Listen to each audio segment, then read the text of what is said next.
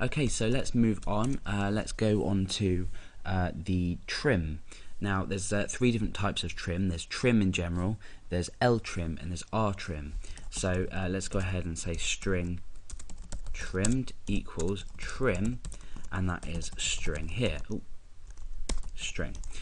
So why is this function useful? Well, what it will do first is it will trim the white space from the left and the right hand side of a string. So if we've got white space here and we've got white space here, this function will just return this itself.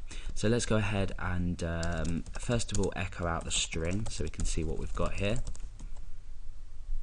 Let's go and refresh.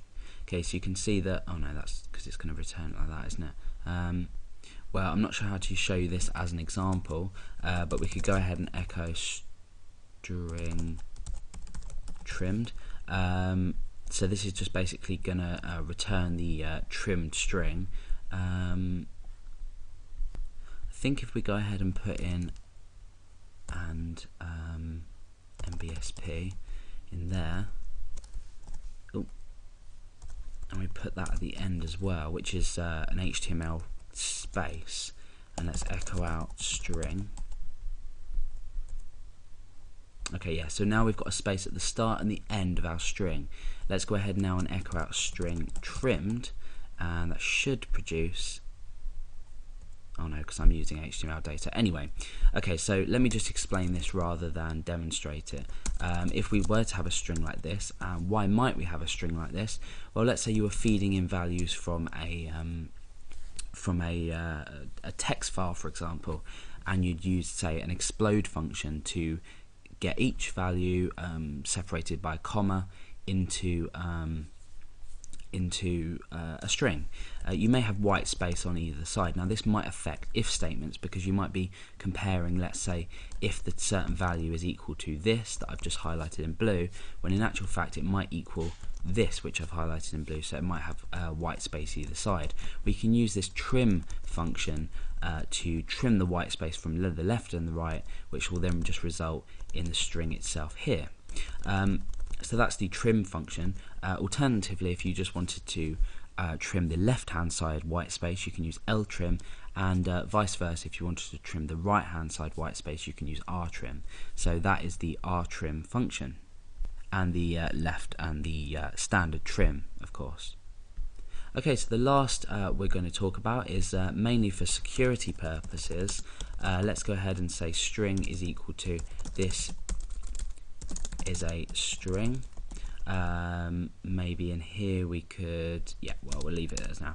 This is the add slashes function. So slashes equals add slashes, and we'll supply that with the string.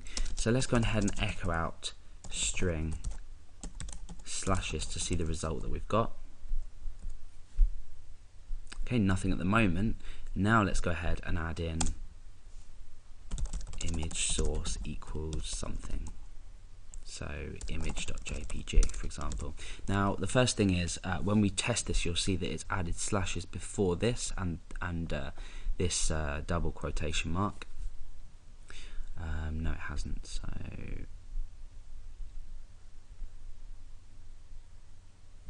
okay,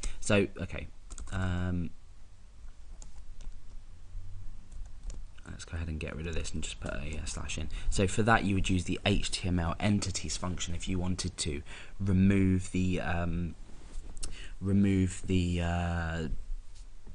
you know, the HTML code as a whole. So let's go back to that actually, and we'll use the HTML entities function in here, and let's go ahead and refresh.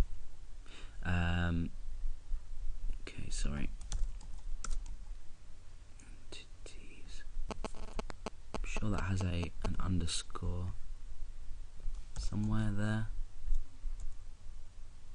No. Okay, so what have I done wrong here? HTML entities.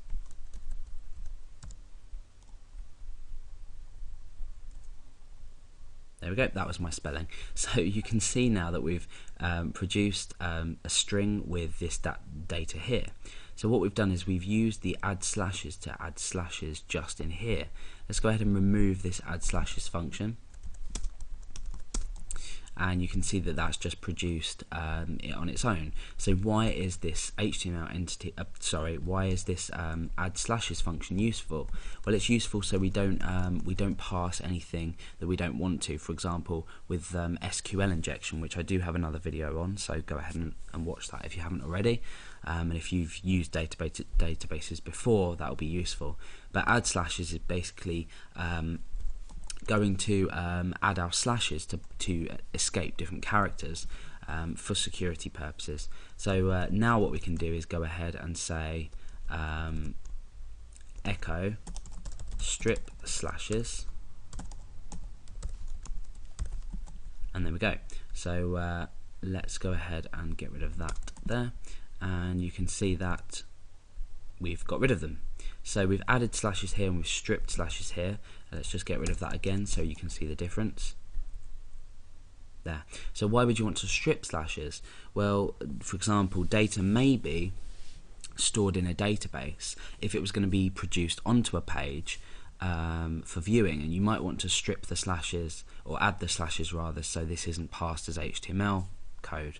Now, why would you want to strip the slashes? If you were, say, putting this data back into a text box for people to edit, so you might have this in an input text box, you'll want to strip the slashes before you put it into a text box for people to edit, and then you'll want to obviously add slashes when it's going to be viewed as plain text on a page anywhere on your website. So if you ever find you need to get rid of these to allow, either for SQL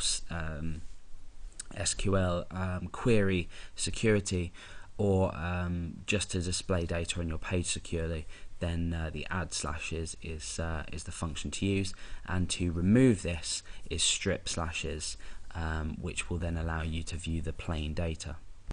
So that's a short collection of string functions in PHP. There are many more.